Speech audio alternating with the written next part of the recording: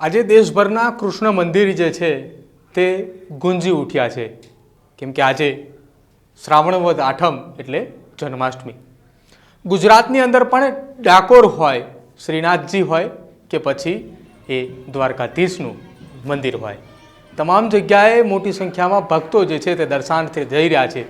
તેવામાં શામળાજી મંદિર ખાતે લોકોનું માનો મહેરામણ જે છે તે ઉમટ્યું છે.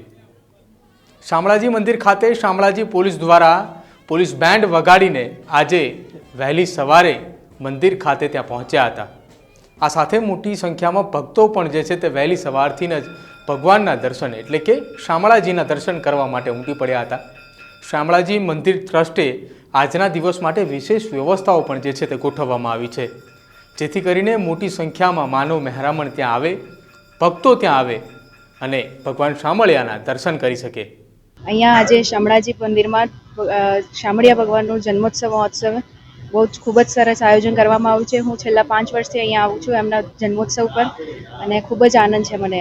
મેં આ પ્રાચીન કાળથી શામળાજી મંદિરમાં આજે આ જન્માષ્ટમીનો તહેવાર છે અને અમે વર્ષોથી આ રીતે શ્રદ્ધાથી દર્શન કરવા આવીએ છીએ અને સારા એવા બધા श्रद्धालु दरेक लोग यहाँ कर मंदिरे दर्शन करवा आवे छे. बहुत आनंद आ गया, भगवान का दर्शन किया, एकदम मन का शांति हो गया और हम बोलते हैप्पी जन्माष्टमी.